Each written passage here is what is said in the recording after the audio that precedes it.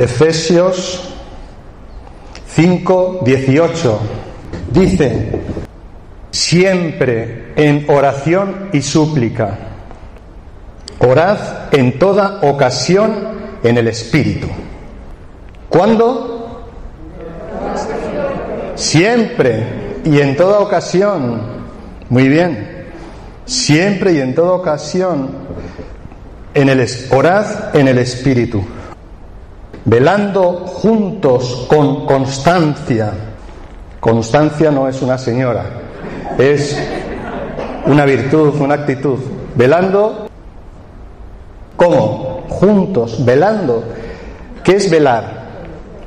Velad y orad. Vigilar. Velar es estar atentos, juntos con constancia y suplicando por todos los santos. Los santos son los cristianos. Orad en toda ocasión en el Espíritu. Cuando hemos configurado este libro, por lo que estamos viviendo ahora en la renovación, me venía la imagen como de estar sumergidos en el Espíritu, ¿no? Y estaba pensando poner el título Sumergidos en el Espíritu, pero claro, no reflejaba del todo lo que el significado, y lo pregunté a algunas personas y no, digo, bueno, vamos a buscar a ver si en la Biblia hay algún texto que hable de algo en el Espíritu, ¿no?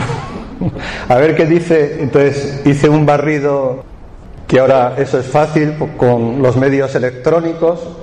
Puse buscar en el Espíritu, ¿no? Entonces empezó a buscar y de repente me sale esta palabra: orad en toda ocasión en el Espíritu. Digo, Señor, gracias, porque es esto, ¿no? Es orar en el Espíritu. O sea, esto no es fruto, es fruto de los carismas, pero no extraordinarios, ¿no? Es fruto de que el Señor, como te da una moción, pero que no es una moción personal, sino es una moción que está dando a la renovación en este momento. O sea, el Señor quiere que la renovación esté en el Espíritu. Entonces, pues, esta palabra de Efesios, orar en el Espíritu, en toda ocasión, velando juntos, con perseverancia, con constancia y suplicando, es lo que yo entiendo que es a lo que el Señor nos está llamando. La oración es algo de la Iglesia. La Iglesia está llamada a orar, la Iglesia está llamada a interceder. Toda la Iglesia intercede, todos, o debe interceder. ¿Cuántos rezan por otros? ¿A que sí? ¿Cuántas iniciativas hay de oración por otros? Últimamente he visto varias iniciativas que corren por internet y en las difusiones que recibimos por los distintos medios que tenemos ahora de comunicación. Mucha hora, pide esta petición, envíala. ¡Qué maravilla!, ¿no? ¡Qué maravilla que la intercesión fluya en la Iglesia! Y fluye. Y nosotros somos Iglesia y oramos los unos por los otros. Pero también cada forma de vivir la Iglesia, cada espiritualidad, tiene también un modo, ¿no? Y nosotros hemos de ser fieles. Podemos orar y debemos orar de muchas maneras, ¿no? Podemos interceder de muchos modos. No podemos estar cerrados a nada. Pero se nos está invitando a un modo de oración en la corriente del Espíritu, ¿no? Dejándonos llevar. ¿Qué pasa cuando uno está en una corriente de agua? No sé si os ha pasado alguna vez, pero es algo muy divertido. A mí me pasó una vez que, pues yo he estado de formador de seminaristas varios años, y un año pues hicimos una excursión y nos montamos en unas de estas cosas, kayak o no sé qué era, ¿no? Kayak puede ser, ya no me acuerdo el nombre, ¿no? Que te metías, que ibas un grupito de 3 o 4, no sé qué, y te metían en una corriente de agua y tal, ¿no? Entonces, Pues yo iba con los seminaristas y tal, y la nuestra volcó. Y de repente me vi, pues eso, sumergido en el agua, pero vamos, con la corriente esta que no sabía a dónde me iba a llevar, y ciertamente sentí congoja, ¿no? Se dice así. Sentí temor, ¿entendéis, no? Que lleva chaleco. Y sí, lleva chaleco, antibalas. Y hubo ahí alguien de los monitores que estaban ahí, ¿no? Que en un momento dado se lanzó a por mí y me sacó, me rescató. Gloria al Señor, estoy vivo. Resistí. No he vuelto a hacerlo. Pero en ese momento, fijaos, nunca lo voy a contar ni me voy a acordar de esto.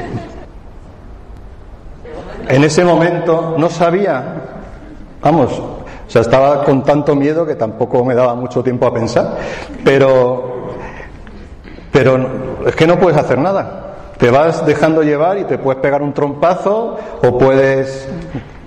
No es como cuando vas dirigido, ¿no? Pues en estos parques temáticos, ¿no?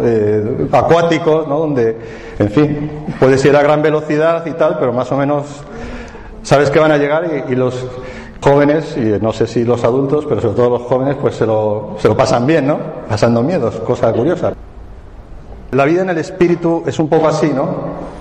Que no sabes a dónde vas a llegar y a lo mejor te puedes pegar un trompazo por el camino, pero el Señor, cuando quiere, te tira de tu seguridad, ¿no? Donde te sientes seguro, deja que caigas, la corriente te lleva y a ver si viene un intercesor, a ver si viene alguien que en nombre de Jesús pueda salvarte, pueda sacarte, ¿no?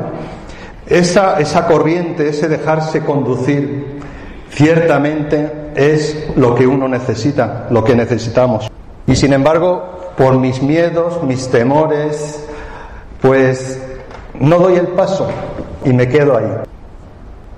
El Señor no nos invita a ser imprudentes, tampoco, ¿no? No nos dice, venga, porque a veces hay gente que es lo contrario, ¿no? Que se tira ahí y luego, bueno, pues sucede cualquier cosa. No es ser imprudentes, pero sí ser como astutos, como audaces, dejando que Él haga, dejándose llevar. Y en el espíritu hay que conjugar dos cosas: el dejarse llevar y al mismo tiempo el que nos dejamos llevar por un canal ya establecido. Ese canal establecido por donde corre el espíritu, ¿quién es? ¿Dónde está? La iglesia. La iglesia es el templo del espíritu, el canal donde corre el espíritu. Y nosotros vivimos en la iglesia, somos iglesia. La renovación es iglesia, es vivir la iglesia. Es vivir la iglesia dejándose llevar por el espíritu. Por eso, la oración de intercesión en la renovación es un modo de orar en el espíritu. Y no podemos dejar de hacer esto, ¿no?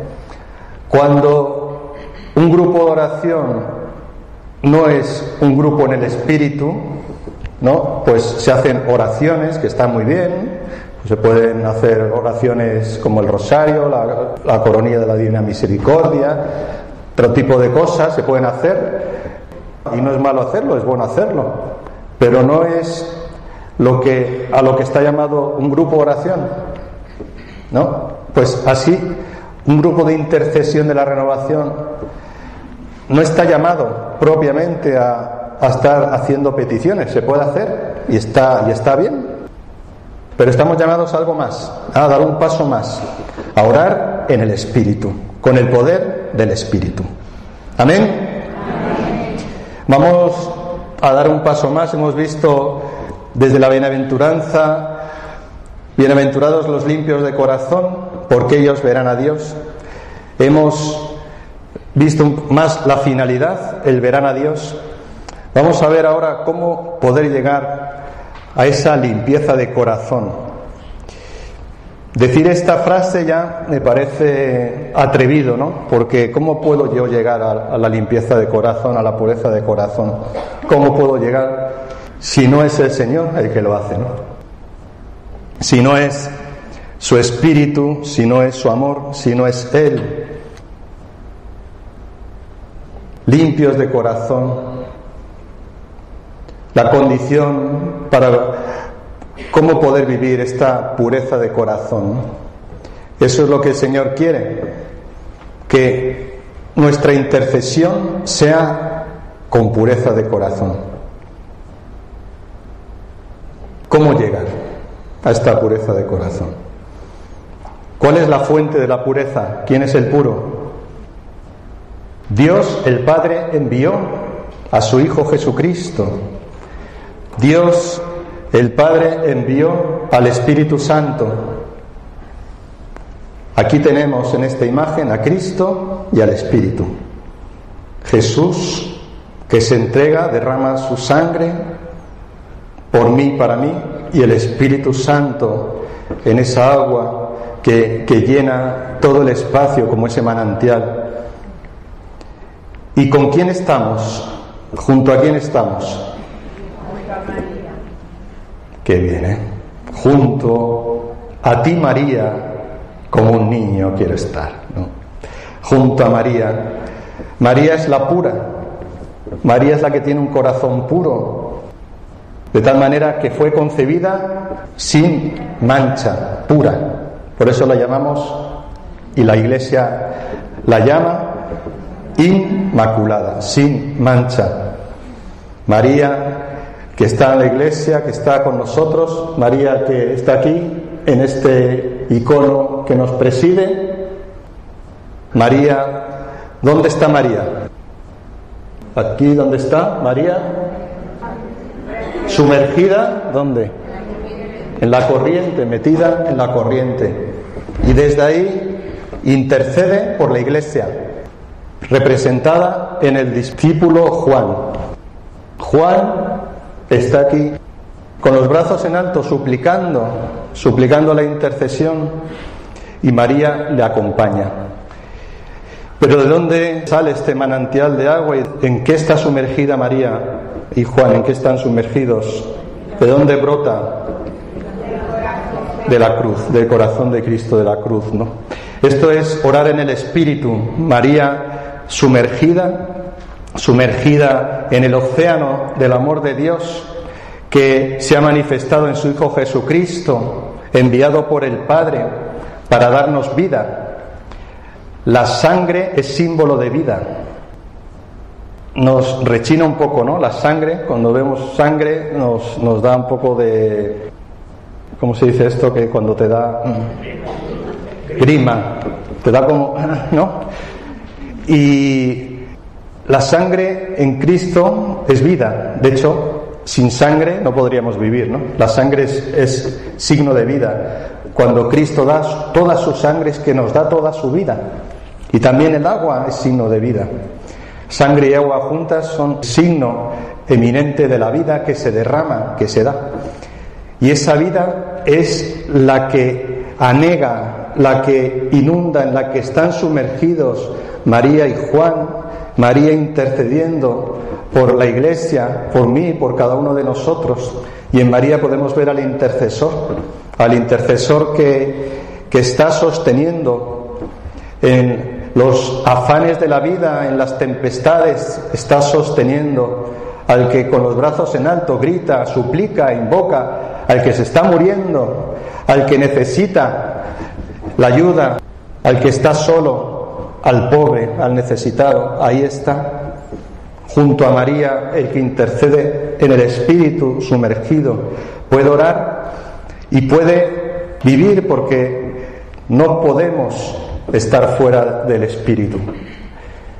La oración que hemos hecho antes, el Señor la ha ido conduciendo para que podamos estar sumergidos en el Espíritu. Y es muy distinto orar desde fuera, orar desde mí mismo, a sumergirme en la acción del Espíritu. Fijaos, María está ahí, María está acompañándonos. Si Jesús es el intercesor con mayúscula y es el único mediador, María es mediadora de todas las gracias. María es cointercesora. No está al mismo nivel de Jesús, porque Jesús es el Hijo de Dios. Pero María, por las gracias especiales que ha recibido, está ahí, y por eso invocar a María es también como una posibilidad, un cauce que tenemos para que la oración alcance los oídos del Padre. Toda oración es en el Espíritu, y en el Espíritu llega a través del Hijo al Padre. El Espíritu es como el cauce, ¿no? El río, el cauce. El Hijo es el mediador y el Padre es la fuente de todo bien. Mi oración se dirige en el Espíritu por Jesucristo al Padre. Por eso siempre cuando oramos trinitariamente, ¿no? Las oraciones litúrgicas son trinitarias. Por nuestro Señor Jesucristo, tu Hijo, le decimos al Padre, ¿no? Por Jesucristo, por nuestro Señor Jesucristo, que contigo vive y reina en la unidad del Espíritu, en el Espíritu Santo. La oración es en el Espíritu Santo, por Jesucristo, para que llegue al Padre. Y María, que no está en la Trinidad y por eso no entra en esta oración, pero María intercede. Acudimos a María porque está metida con nosotros en el agua, porque es mujer, tiene la condición humana como yo. María conoce, no ha conocido el pecado, pero conoce lo que es mi condición humana. Jesús también la conoce, no ha pecado, pero ha tomado sobre sí mi pecado, el pecado de toda la humanidad. Aquí tenemos, hermanos, a Jesús, a María, sumergidos en el agua. ¿Y qué hacemos? ¿Qué podemos hacer? ¿Cómo podemos vivir con pureza de corazón si no es el Señor el que nos lleva a la vida? Cántalo, Víctor. Señor, ¿a quién iremos? ¿Estás dispuesto o no? ¿O necesitas? Con música. Señor, ¿a quién iremos si tú eres nuestra vida? La vida que nos das con tu sangre, la vida que nos das con tu espíritu. ¿A dónde vamos a ir? No sé si os suena esta canción que me vino esta semana. ¿Suena? La han aprendido en 2 días. Así que gloria al Señor por nuestros hermanos. Amén.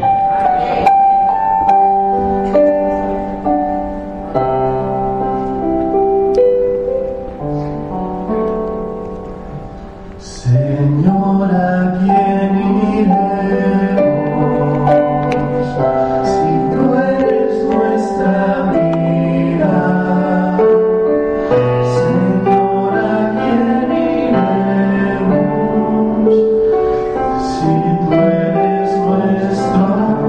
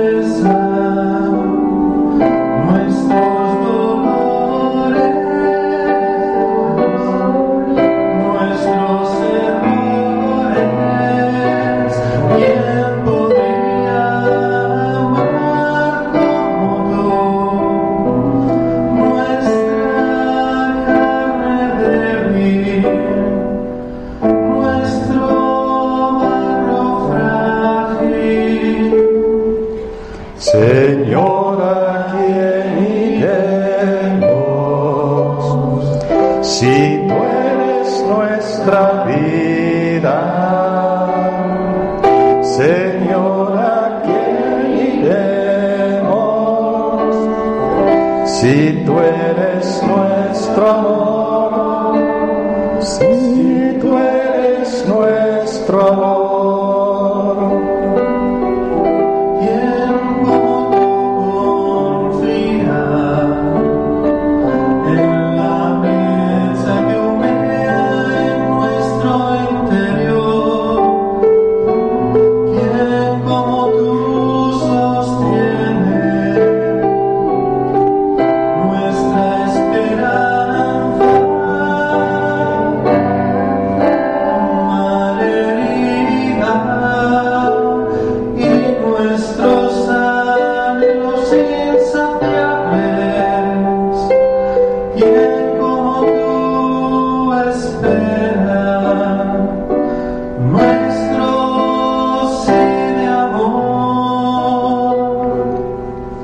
Señor, ¿a quién iremos? Si tú eres nuestra vida. Señor, ¿a quién iremos? Si tú eres nuestro amor. Si tú eres nuestro amor.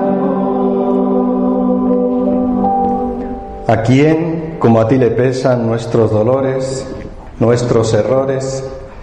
Somos de barro.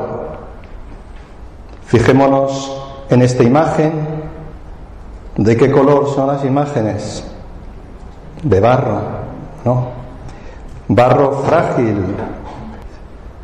Aquel que recibe la oración, que está con los brazos en altos, es de barro, como yo. Pero el barro con el agua quedan. Génesis 2:7. El barro que toma en sus manos el Padre, sopla sobre él su espíritu, insufla el espíritu. Ese barro se transforma en vida nueva, en vida divina. ¿Cómo alcanzar la pureza de corazón? ¿Cómo llegar a tener el deseo puro? El mundo de los deseos es un mundo complicado, ¿a que sí? Son muchos los deseos que asaltan mi corazón. Son muchas como las llamadas que recibe. Y muchas veces ese deseo se ve desenfocado. Hay un único deseo, pero ese deseo tiene distintos enfoques. Hay un enfoque espiritual y un enfoque carnal del deseo. Ese deseo, ¿cómo es? ¿Dónde se sitúa? ¿Cómo puede enfocarse el deseo? Estamos siempre entre el ideal y la realidad. ¿Cómo poder vivir la pureza del deseo? Vamos a ver cada uno de estos pasos. Un único deseo. Hay como muchas cosas que se mueven en nuestro corazón, pero en realidad el deseo humano es único. Solo hay un deseo que tiene todo hombre. Todos tenemos un único deseo. ¿Cuál es este único deseo? La felicidad, ¿no? La plenitud, ¿no? Como podemos decir de distintas maneras, ¿no? ¿Hay alguna persona que no quiera vivir en plenitud, ser feliz? Todos queremos ser. Pero ¿qué pasa? Que este único deseo, que es el deseo que puso Dios en mi corazón, en nuestro corazón, el corazón del hombre al crearnos, que es la llamada a estar con Él. San Agustín, al principio de las confesiones, lo dice de esta manera, ¿no? Mi corazón está inquieto hasta que descanse en ti, ¿no? Mi corazón tiene un anhelo que solo puede ser respondido por ti. San Agustín buscaba la verdad y la felicidad fuera de sí y descubrió en distintas filosofías, distintos pensamientos, distintas formas, y descubrió que estaba ahí en su corazón, que el deseo que anhelaba y que no terminaba de enfocar bien estaba en él, en el espíritu que habitaba en él. Pero hay distintos enfoques. El enfoque espiritual es el deseo vuelto por completo a Dios. Es decir, que yo todo lo que deseo, todo lo que me viene, todas mis apetencias, ¿no? Cuando hablamos de deseo, pues ahí están todas las apetencias, ¿no? ¿Qué apetencias tiene uno? Pues mira, ahora me apetece tumbarme, ¿no? Es una apetencia, ¿no? El descanso es una apetencia que tiene que ver con una necesidad. Las apetencias, muchas de ellas al menos, tienen que ver con una necesidad, ¿no? Me apetece comer, ¿no? Es bueno que te apetezca comer, porque si nunca te apetece comer, pues tú necesitas comer, ¿no? Es una necesidad. Te apetece tener relaciones sexuales, ¿no? O sea, que la relación sexual sea una apetencia es bueno, ¿eh? Ahora lo explico. ¿En qué sentido es bueno? Es bueno porque si no fuera apetecible, pues al final no habría descendencia, ¿no? O sea, Dios puso en la relación sexual algo apetecible, al menos en unas edades, ¿no? Las edades procreativas, con el fin de que la especie se continuara, ¿no? Si comer fuera algo horroroso y fuera no apetecible, si el procrear no fuera apetecible, pues no estaríamos aquí, porque al no comer nos moriríamos y al no tener descendencia, pues la especie se acabaría, ¿no? O sea, Dios hace bien las cosas. Entonces, hay apetencias, ¿no? Hay otras apetencias. Si os fijáis, el desenfoque de esas apetencias, ¿no? Lo carnal, el enfoque carnal de las apetencias es lo que las lleva al error, ¿no? Lo que las lleva a vivirlas de un modo equivocado, y en el fondo es lo que acaba llevando al pecado. Si pensamos en los pecados capitales, hay un pecado capital que es la gula. La gula es el desorden de una apetencia que Dios ha puesto, ¿no? Que Dios ha puesto para que podamos subsistir. Pero el desenfoque de esa apetencia nos lleva a vivir desordenadamente. Cuando la apetencia está ordenada, está bien encauzada, está ajustada al fin para el cual he sido creado, eso es el ajuste entre el deseo y el fin, ¿no? Yo tengo un deseo, pero ese deseo Dios lo ha puesto por un fin. El deseo de comer me lo ha puesto pues para que esté sano, no me muera y pueda crecer. Pero cuando desenfoco el fin y me quedo en el medio, la comida es el medio, no es el fin. Entonces, cuando el apetito puede más que el fin, entonces estoy desenfocando ese deseo. No sé si queda claro. Entonces, cuando la comida es para mí un ídolo, la ejerzo en Señor, la pongo como fin y no como medio. Cuando me someto a la comida y no la comida se somete a mi razón, ¿no? O al fin para el cual el Señor me ha dado ese apetito, cuando eso se desenfoca, vivo impuramente. Comer desordenadamente es vivir impuramente. ¿Lo habías pensado alguna vez?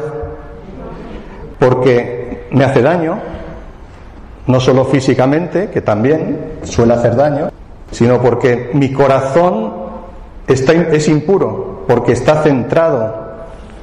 Si solo como de lo que me apetece, ¿comes alguna vez de lo que no te apetece? Yo sé que muchos hacéis ayuno y doy gloria a Dios por vuestro ayuno. Yo sé que otros no hacéis ayuno y doy gloria a Dios por vuestro no ayuno, porque doy gloria a Dios por todo, en todo momento, en toda circunstancia y situación. Pero muchas veces el ayuno que uno hace lo marco un poco desde mi apetencia, ¿no? O sea, es decir, tú ayunas comiendo lo que no te gusta, a lo mejor es más ayuno que dejar de comer, y a lo mejor, hombre, dejar de comer ya puede ser para ti una mortificación, pero a lo mejor comer eso que no te gusta, ¿no?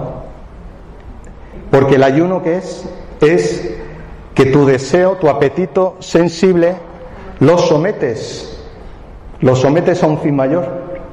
Ese es el ayuno verdadero. O sea, el ayuno no consiste en el hecho físico de dejar de comer en un determinado momento, sino que yo someto mi apetito, lo someto y lo pongo ante el Señor para que Él transforme para no dejarme llevar del desorden. O sea, es como un modo ascético quiere decir eso, de renuncia, de mortificación, pero para ese fin.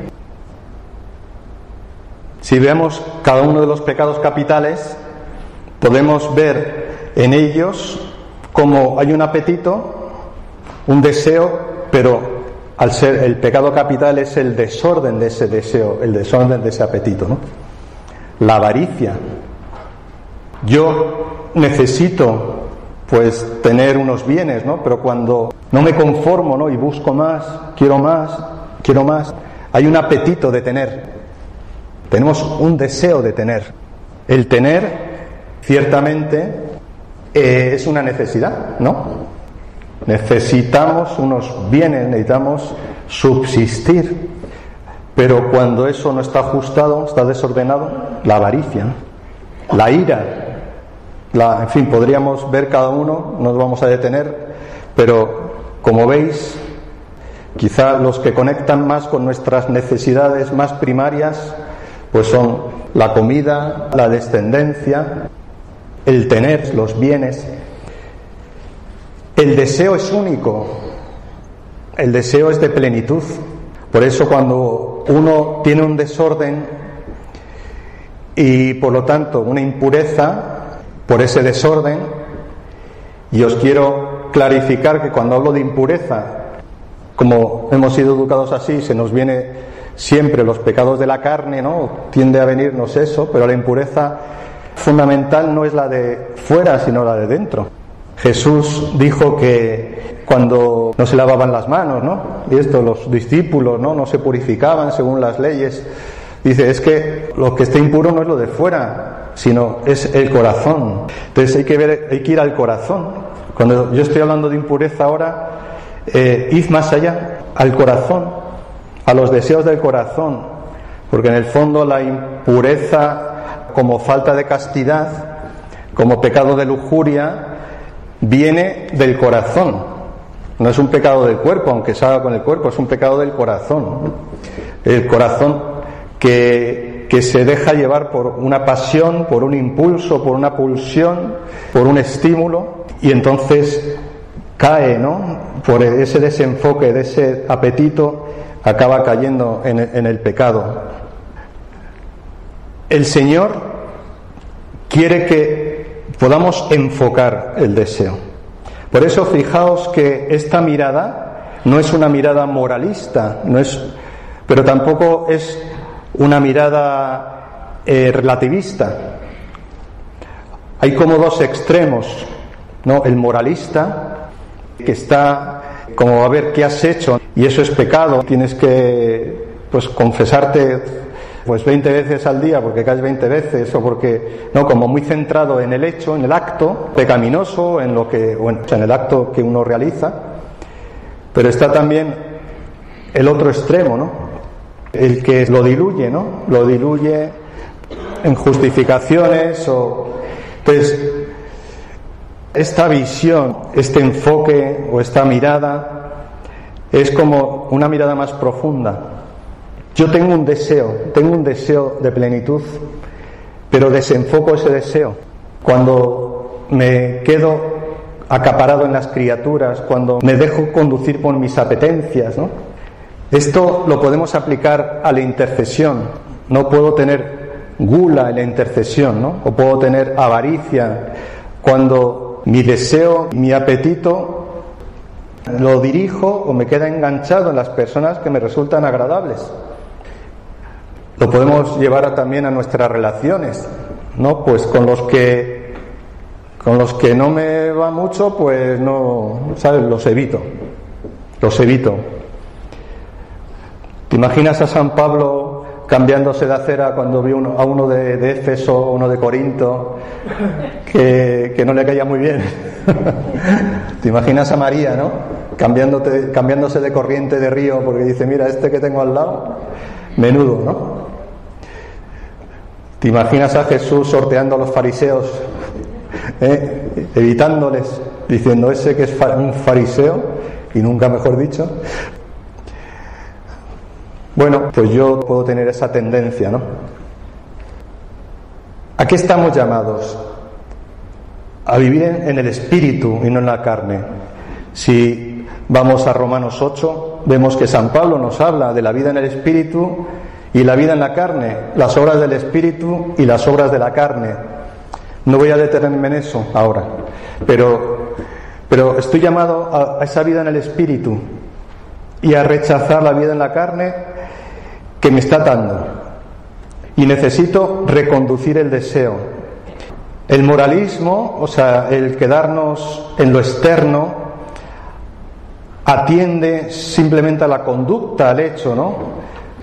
Como tengo ese desorden en la comida, en el tema alimenticio, voy a hacer restricciones, ¿no? Entonces voy a hacer una dieta o voy a cerrar el frigorífico con un candado y que tenga el candado mi marido o mi suegra, o que tomo decisiones externas de conducta como para que eso no suceda.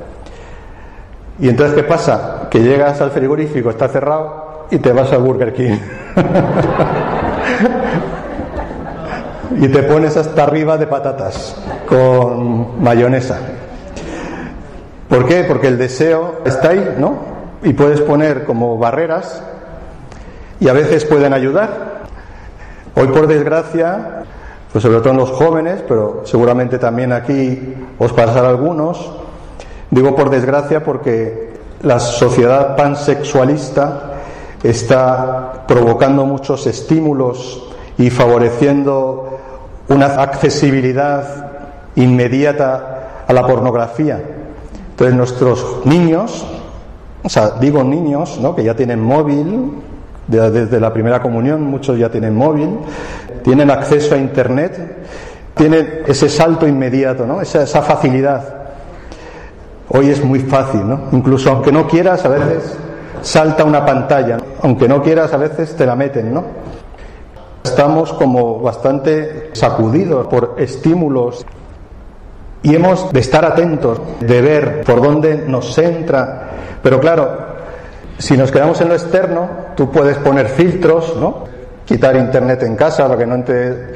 Pero no basta lo externo, ¿no? Hay que educar el corazón, hay que educar el deseo, hay que enseñar. A veces hay que cortar, ¿no?, también lo externo, para que no haya tantos estímulos que susciten, ¿no? Porque si tú tienes una tendencia al gasto, por ejemplo, pues claro, si te empiezan a poner y te gusta mucho la ropa de tal marca, si te empiezan a estimular en ese sentido, pues al final te da el subidón y te llevas todo Zara en una tarde, ¿no? Porque claro, tu apetito se dirige hacia ahí, ¿no? Nuestros deseos desenfocados pueden ir por un lado o por otro, ¿no? Esa es la impureza, ¿veis? La impureza es el desenfoque. ¿Y cómo poder enfocar? ¿Cómo poder dirigir eso? Hay que ir a lo profundo. Hay que ir a lo profundo. La situación del deseo es que estamos en lucha, que hay confusión, que hay engaño. Que digo, hoy no voy a ir al frigorífico, no voy a ir al frigorífico y ya estoy cogiendo, ya estoy ahí, dentro, metido adentro, ¿no? Que no voy a... y ya... ¿Se ha pasado alguna vez? A San Pablo también le pasaba, por lo menos dice, el bien que quiero no hago y el mal que no quiero lo hago, ¿no? O sea que el deseo a veces te lleva a hacer lo que no quieres. estamos llamados a enfocar el deseo. Esto es muy importante para mí como intercesor, para mí como persona, pero también para las personas a las que yo puedo ayudar en una intercesión cuando hago intercesión personal. Algunos o muchos de vosotros hacéis intercesión personal, donde acogéis a una persona y la atendéis orando por ella, por lo que ella dice que necesita. Y es muy importante que un intercesor no sea moralista, no se quede en lo externo, pero tampoco que deje pasar las cosas como da igual, ¿no? Sino saber en el espíritu que la persona pueda encontrar el origen, la raíz de donde le viene ese desorden. El pecado, uno de los términos que en griego se usa para designar el pecado es amartía, que significa errar el blanco. El pecado es que me recuerda cuando yo era pequeño y un día estaba con mi hermano a mi lado y mi hermano cogió una piedra, estaba a mi lado, cogió una piedra para tirarla para allá y ¡pumba! y erró el blanco y me dio a mí en la frente. No, el pecado es que vas a tirar vas para un lado y ¡pumba! Te equivocas, ¿no? Y erras. Tu deseo, que está llamado a esa plenitud, lo diriges equivocadamente hacia otro lado y al final haces daño al otro, te haces daño a ti. Entonces hablamos de cómo enfocar el deseo, la economía del deseo. ¿Qué quiere decir esto de la economía del deseo? El ser humano, yo no tengo una capacidad infinita de desear. Esta capacidad está limitada. Y por lo tanto, lo que invierta en un campo, automáticamente dejo de desearlo en el otro. Es decir, si yo me enfoco mi vida, enfoco mi corazón en un sentido, hay otros aspectos que van a quedar en penumbra, ¿no? Por ejemplo, una persona que tiene un problema y no está muy ocupada, ¿no? ¿Qué hace con ese problema? Pumba, pumba, pumba, ¿no? Pum, pum, pum, pum, pum. Aparte de la ayuda que esa persona necesita para solucionar ese problema, un modo de ayuda muy eficaz es darle ocupación, que dirija su atención no a su problema, sino que dirija su atención a otro lugar, que pueda tener un trabajo, algo que la ayude a salir de sí, que la ayude a dirigir lo que le viene hacia otro lugar. Por eso el trabajo es salud. Amén. Claro, porque nos ayuda. Si Dios lo ha hecho todo bien, nos puso a trabajar en el paraíso antes de pecar, porque el trabajo entra en el designio de Dios para que colaboremos con Él.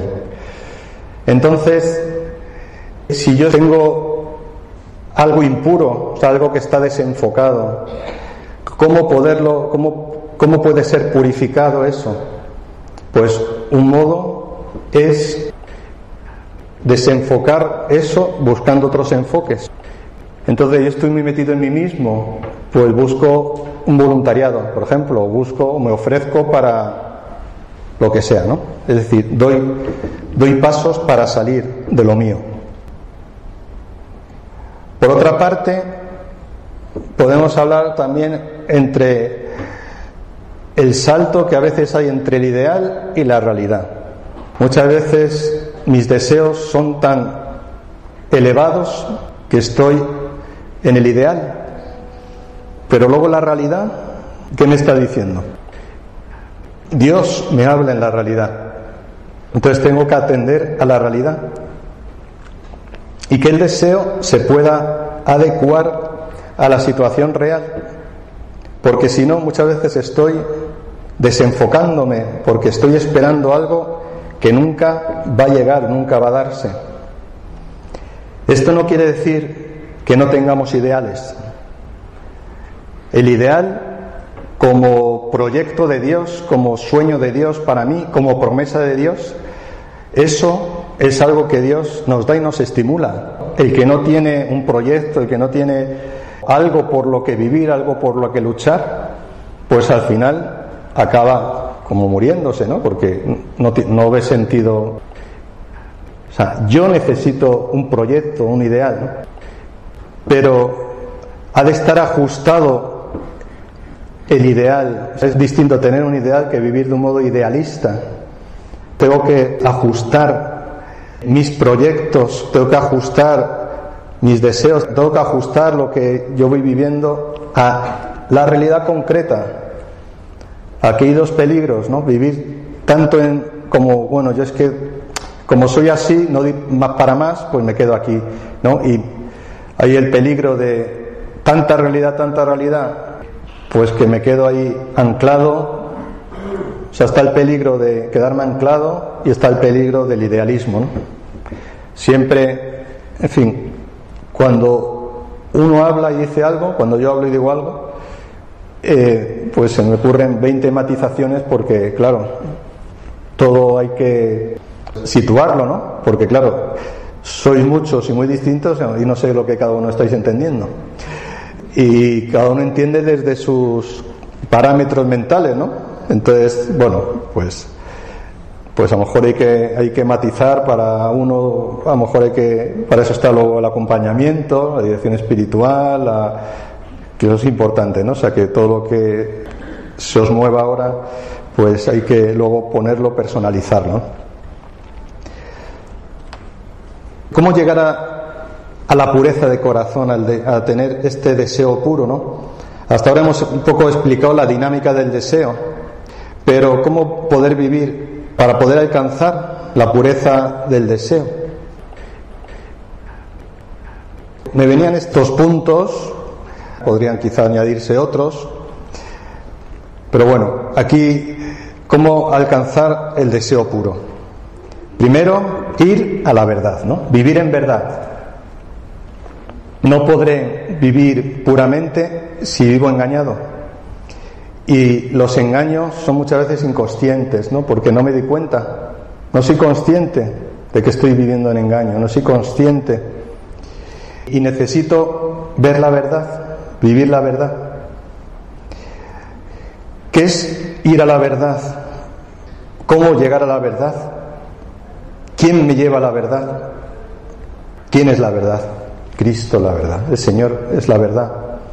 La verdad la encuentro en la palabra de Dios. Pero claro, ¿quién interpreta esa palabra? Porque si yo estoy engañado, puedo hacer interpretaciones falsas. Necesito la ayuda de personas que vivan en el Espíritu y me puedan ayudar a vivir en la verdad. Necesito esa persona que me habla claro en el Señor. Esa persona que me dice la verdad y me duele, pero me la está diciendo con amor. Esa persona que está más en Dios que yo, ese que me habla desde Dios. Porque si acudo a alguien que no está en Dios, que está en la oscuridad, ¿qué pasa? ¿Qué pasa si yo estoy ciego y me dejo guiar por otro ciego? Si yo estoy engañado y dejo que otro que está más engañado que yo, o al menos como yo, pues al final, ¿a dónde acabamos? En el hoyo del pollo. Los dos caemos en lo mismo. Primero, la verdad, ¿no? Ir a la verdad. Segundo, elevar las necesidades para llegar a la auténtica necesidad, a la necesidad profunda del corazón. ¿Cuál es mi necesidad primaria? ¿Cuál es esa necesidad, eso que siento que necesito? Antes hemos puesto el ejemplo de la comida, pues siento que necesito comer. Pero claro, siento que necesito comer tanto que puedo descubrir que ya no es que necesite comer, sino necesito algo que me da la comida. Y es, como tengo ansiedad, se me quita, o no se me quita, pero bueno, se me aplaca la ansiedad con la comida, por lo tanto como para aplacar la ansiedad, o como porque necesito pues sentirme lleno, ¿no? Y muchas veces el exceso de comida refleja una carencia afectiva, ¿no? Como estoy solo, necesito afecto, no lo recibo, como y así me lleno. Es inconscientemente, sin saberlo, estoy buscando cubrir mi necesidad de afecto. Entonces, yo tengo una necesidad primaria, una necesidad inmediata, pero tengo que llegar a la auténtica necesidad, a la necesidad profunda del corazón. Voy a poner otro ejemplo que nos vale también, o que nos puede servir a la hora de ir a intercesión o de recibir intercesión a nivel personal. Cuando uno busca intercesión es porque tiene una necesidad. Normalmente, salvo personas que les va la marcha y a veces pues que piden intercesión siempre, pero vamos, lo normal, lo habitual es que uno pide intercesión porque pase algo, ¿no? Porque yo que sé, esté pasando por un momento de dificultad, porque tenga pues una situación concreta por la que quiere pedir oración, ¿no? O sea, intercesión personal no es como ir a pasar el tiempo, ¿no? O sea, porque, hombre, es algo que se implican unos hermanos, ¿no? O sea, uno va porque tiene una necesidad. Pero claro, la necesidad que uno lleva a la intercesión es la necesidad que uno percibe. Pero en bastantes ocasiones esta necesidad es una necesidad superficial, ¿no? Es una necesidad primaria. Por ejemplo, vengo a orar porque tengo este problema con mi hijo, o tengo esta enfermedad, quiero sanarme, o una necesidad concreta. Y uno a veces se queda en eso inmediato. Y pensadlo todos, ¿no? Pero de un modo especial los que hacéis intercesión. El intercesor que intercede en el Espíritu por un hermano ha de saber llegar a ir a la necesidad profunda, porque la necesidad profunda de ese hermano que te llega porque quiere sanarse, porque le duele la espalda o lo que le duela, o porque pues le duele ver a su hijo apartado de la iglesia, seguramente, además de esa necesidad que la tiene otra necesidad más profunda. Entonces, la mirada del intercesor va más a lo profundo. Con esto no quiere decir que cada vez que venga uno con algo, no, vamos a hacer un rayos X, porque vamos, dice que le duele la nuca, pero seguramente tiene mal el estómago, el bazo, el intestino, y vamos a sacarle aquí las tripas, porque para verificar, no estoy diciendo eso. En el espíritu, a lo mejor el espíritu no revela nada, ¿no? A lo mejor tú te pones a orar en el espíritu y ya está, oras por esa necesidad, pero en bastantes ocasiones el Señor descubre o revela algo que va más allá. Y eso, cuando tú, que tienes esa necesidad, te pones ante el Señor, a veces el Señor te muestra algo más, ¿no? Y va más a lo profundo. Yo, en la experiencia que tengo en el acompañamiento espiritual, en la dirección espiritual y en la oración por otros, he visto cómo hay personas que al principio no veían mucho de sí mismas, veían como, pues incluso no percibían, ¿no? Como no llegaban más allá, y poco a poco, en la vida que han ido viviendo, en la vida en el espíritu, han ido entrando en la profundidad del origen, de la necesidad profunda de su corazón. Así que de esa manera el Señor nos está mostrando que el camino no es quedarnos en lo superficial, sino ir a lo más profundo. Pero claro, siguiente punto. Como estoy diciendo, esto es un proceso pedagógico, ¿no? Es al ritmo y proceso de la persona, no el mío. No, yo puedo verlo claramente, pero la persona no lo ve. Yo, como intercesor, si tengo esta llamada a la intercesión personal y confirmada y enviado, pues yo tengo que ir al ritmo del otro. No puedo saltar procesos. A veces nos pasa que lo vemos claro Y entonces pues decimos, venga, vamos a arreglar esta situación. Mira, tú tienes esta situación pues que está desenfocada. Mira, lo que tienes que hacer es esto, esto y esto. Y la persona no está en ese momento para dar esos pasos, ¿no? Para llegar a lo profundo hay que hacer un camino, un itinerario. No hay que olvidar que la finalidad es, como decimos ahí, desde lo más inmediato dirigir a lo más elevado, pero siguiendo un camino, un itinerario. No puedo saltarme el itinerario, porque si me salto el itinerario, la persona puede romperse y puedo hacer daño. Y no sé si alguna vez os ha pasado al recibir intercesión, pero hay que cuidar mucho esto.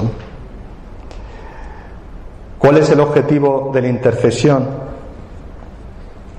Cuando alguien te viene con una necesidad primaria y no suficientemente discernida, es contribuir a que la persona se vaya tranquila, contenta, o a que pueda vivir en el Señor. ¿Qué pensáis? Hay que buscar que la intercesión sea una oración donde la persona esté a gusto o donde pueda encontrarse con su verdad de un modo pedagógico, a su ritmo, pero que pueda descubrir su verdad. ¿Qué pensáis? Vivir desde lo alto, tener una visión espiritual. Jesús dijo al demonio que le tentaba, no solo de pan vive el hombre. A veces uno busca, al pedir oración, que le den pan, lo inmediato. No solo de pan vive el hombre. El mundo nos engaña diciendo que solo hay pan y que hay que aferrarse a eso, a lo material, a lo concreto. ¿Cuántos van a la intercesión buscando pan? No está mal, si uno tiene hambre, pues tiene que pedir pan. Pero a lo mejor no necesita simplemente pan, no necesita de la palabra de Dios. Es decir, no solo necesita ser curado, ¿qué es ese pan del que hablo? Pues quiero que el Señor me sane de este dolor físico, quiero que el Señor me solucione este problema, ese es mi pan, no, dame ese pan. Te vas, no te ha sanado, el Señor te dice, no solo de pan vive el hombre. A lo mejor te sana porque Él lo quiere, te dice, toma este pan, tú me pides este pan, te lo doy, porque el Señor es tan misericordioso que a veces no lo da. Pero ¿cuántas veces se busca en la intercesión o pido oración para solucionar aspectos materiales de la vida? Y hay que pedirlo, porque si no tengo pan, si no tengo dinero, pues es bueno decir, que el Señor nos dé medios de subsistencia, eso está bien, ¿no? Pero me entendéis, ¿no? Cuando uno se queda simplemente en eso, ¿no? En lo inmediato, y no va más allá, no busca ni quiere la voluntad de Dios. Por eso hay que elevarse, pedir al Señor que nos eleve, que nos conduzca, que nos dirija el deseo del corazón. El Señor quiere que vivamos en Él, para Él, con Él. El Señor quiere que dirijamos los deseos. El deseo es único, pero el Señor quiere enfocarlo. ¿Os parece que podamos rematar este momento con una oración, otro tipo de oración que nos pueda ayudar a nivel personal y también a los que hacéis intercesión de modo personal también, sobre todo, quizá en otras ocasiones también puede aplicarse, pero también os puede ayudar para si oráis por alguien, ¿no?, que está atado a un pan, ¿no?, que está atado a un deseo desenfocado, ¿no?, que está atado a lo que llamamos muchas veces las adicciones, ¿no? Las adicciones son esos desórdenes, ¿no?, de las apetencias desenfocadas. Vamos, si os parece, a pedir al Señor que vaya más allá, que nos lleve a la fuente de donde emana el deseo del corazón, y que nos enfoque y que rompa esos deseos desenfocados. ¿Qué pasa cuando un deseo está desenfocado? Que voy a la nevera, ¿no? Cuando voy a la nevera una vez, ¿qué pasa? Pues nada, quedo una vez, ¿no? No pasa. Cuando voy 2 veces, cuando voy 3 veces, cuando esa acción se va repitiendo, ¿en qué se convierte? ¿Qué llevan las monjas? Por lo menos las antiguas. No digo que sean antiguas las que lleven hábito, ¿no? Sino que llevan ¿en qué se convierte ese acto repetido? En un hábito. En un hábito. Entonces de repente me veo de frente al iba a decir al ascensor. ¿De frente a qué? ¿Que se me ha olvidado? Hábito. Resumen. De frente a hábito, dice. De frente a la monja, me veo al hábito. A ver, hay que me ayude. De frente a nevera, muy bien. Gloria a Dios por la nevera. Pues me veo ya irremediablemente ahí y digo, o sea, sin pensarlo, se ha convertido en un hábito. Cuando un acto se repite, es un hábito. Entonces, ¿qué pasa? Cuando un acto desordenado se repite, se ha transformado en un hábito que ya hago automáticamente, ¿no? Sin pensarlo. ¿A que sí? Un hábito es algo que haces sin pensar. Tú hay cosas que haces habitualmente y no las piensas, ¿no? No, tú vas, te levantas, más o menos después de que suena el despertador, ¿no? Más o menos pues pasa 1 hora o 2 horas, pero te levantas, te acabas levantando. Habitualmente te duchas, ¿no? Pues tú lo piensas, haces una meditación profunda diciendo, hoy Señor, voy a discernir si ducharme o no. O sea, eso es un hábito, una conducta que se repite automática, ¿no? Te vistes automáticamente, ¿no? A lo mejor piensas, haces un discernimiento sobre qué te pones, pero vamos, o sea, tenemos hábitos en la vida, ¿no? Unos hábitos, la vida habitual, lo que hacemos habitualmente. Pues cuando hay hábitos desordenados, que vienen de estas conductas desordenadas, ¿no? De estas conductas desajustadas, cuando el deseo pues está mal dirigido, ¿no? ¿Y qué pasa? Que no es fácil romper un hábito, ¿a que no? Un hábito desordenado es muy difícil romperlo. Un hábito ordenado es fácil romperlo. Tú tienes un hábito de oración, ¿no? Constantemente. Y de repente, pues unas ocupaciones, una crisis, un momento de bajón, dejas de orar y se genera fácilmente un hábito de no oración. ¿Sabéis cómo es ese hábito de no oración? Ese hábito no lo llevan las monjas. Un hábito de no oración. ¿A qué es más fácil de coger que el hábito de la oración? Es así, ¿no? Vamos, a mí me pasa, no sé si sois como yo, pues os pasará. Entonces, esos hábitos que están en un deseo desenfocado, pues claro, hay que ir a la raíz.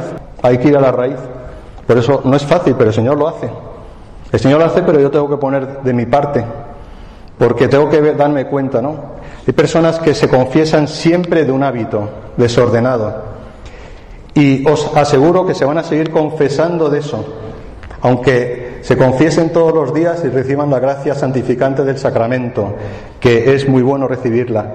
Pero el problema no está en el acto en sí mismo del que se están confesando. El problema está en el hábito que se ha generado y que no se rompe, porque hay que actuar sobre el hábito, no hay que actuar sobre la acción. ¿Entendéis? El moralista, digamos, es el que actúa sobre la acción. Y dice, bueno, como has hecho esto, 20 rosarios de penitencia y además, pues como, por seguir el ejemplo del frigorífico, pero bueno, ya sabéis que hay que aplicarlo a otros ejemplos, pues como penitencia, pues rompes el frigorífico, lo vendes o te quedas sin frigorífico un mes. Ya está, ¿no? Quita lo que te lleva a esa situación. Pues no, porque te vas, como hemos dicho antes, a la central frigorífica de España, que está, ¿entendéis, no? Entonces, vamos a pedir al Señor que rompa, que vaya a la raíz. Y cuando uno hace intercesión por otro y la persona revela, o lo revela la persona, o sale en la intercesión y la persona lo confirma, ¿no? Y lo dice. En el libro este tenéis todas las normas para no forzar y todo eso. Yo ahora no voy a hablar de eso. Pero cuando uno llega a la raíz, y eso, hay que orar para que el Señor rompa el hábito, para que el Señor desate, porque hay una atadura, hay algo como inevitable que te lleva a... ¿Os vienen ejemplos vuestros? Algo como inevitable. Pero el Señor puede romperlo, porque el Señor es poderoso. Entonces, la oración que vamos a hacer ahora es una oración para que el Señor toque lo más profundo y pueda romper eso. El Señor tiene el poder para hacerlo. Pero el Señor tiene el poder y yo mañana me voy a ver otra vez como... ¿Me veis? Me voy a poner aquí. Frigorífico. Yo. O sea, mientras antes de la oración estaba aquí, ya cuando el Señor actúa va a romper eso. Pero como hay un hábito, hay una tendencia, porque entended que el Señor cuenta con lo que somos, con nuestra naturaleza. Mi naturaleza ya tiene una costumbre, tiene una tendencia, entonces va a ir ahí, aunque no quiera, ¿no? Como ya está habituada a eso, entonces me voy a ver así como que voy para allá. Entonces cuando estoy ya en... entonces digo, anda, Señor, tú quieres y puedo reaccionar. Amén. Amén. Porque Él es poderoso, pero supone un trabajo.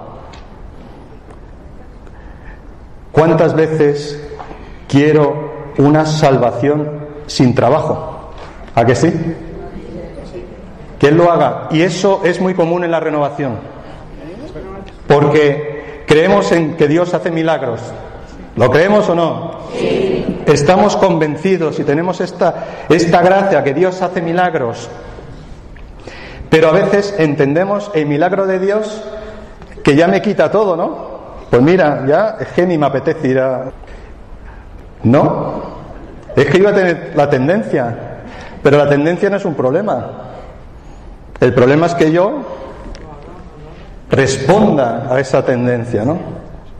¿Entendéis?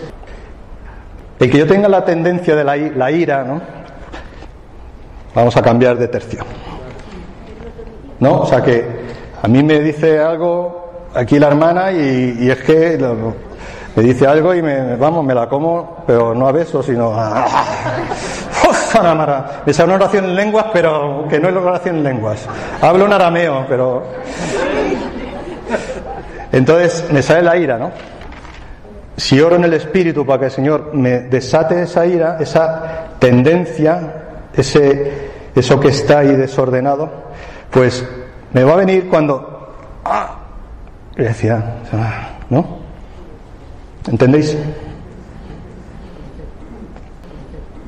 Bueno, vamos a orar, vamos a pedir al Señor, vamos a predisponernos, vamos a pedir al Señor que entre, que nos conceda un corazón puro, un espíritu puro, que rompa ataduras, que rompa estas impurezas, la impureza de la intención, la impureza del deseo, la impureza de los desórdenes afectivos, de los desórdenes en todas las circunstancias. Jesús, tú rompes cadenas. Oh Jesús, tú eres Señor. Oh Señor, tú eres mi fuerza. Oh Señor, mi Dios, libérame.